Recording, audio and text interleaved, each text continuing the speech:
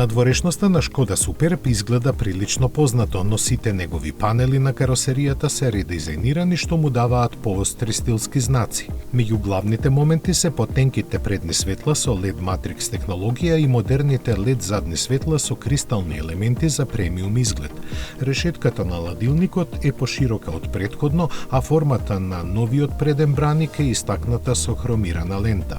Како што доликува за новата генерација с големени се димензиите. Сега Суперб е 43 мм подолг и 12 мм повисок и каросеријата е поаеродинамична. Интересно е што лимузината за 1 сантиметар подолга од караванот. Во внатрешноста дизајнерите на Шкода дадоа се од себе за да ја подобрат технологијата и чувството за квалитет на знаменосецот. Контролната табла располага со 13-инчен инфозабавен екран на допир во комбинација со 10-инчен виртуелен кокпит и head-up дисплеј. Задржани се 3 ротирачки копчиња кои добија интегрирани 1,25-инчни дисплеј.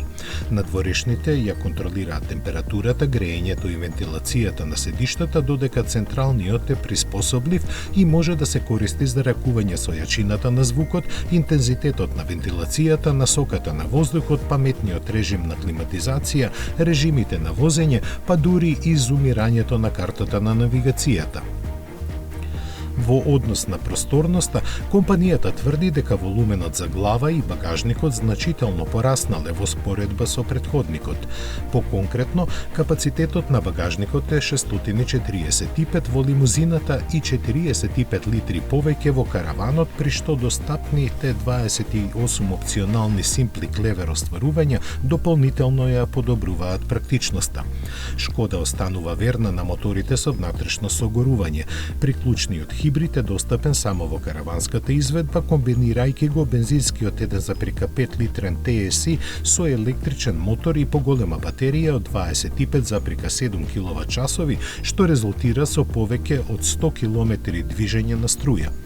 Традиционалистите на избор имаат 3 модерни TSI бензински мотори. Најмалиот од 1,5 литри има умерена електрична поддршка, додека дволитрените располагаат со 204 и 265 конски сили. На тоа се додадени 2 дизела со 150 и 193 коњи. Најсилните дизел и бензински мотори доаѓаат со погон на сите тркала. Сите погонски единици во новиот Суперб се стандардно поврзани со DSG автоматски менувач. Лансирањето на европскиот пазар на 4-та генерација на Шкода Суперб се очекува во првиот квартал на 2024 година, а цената ќе биде објавена подоцна.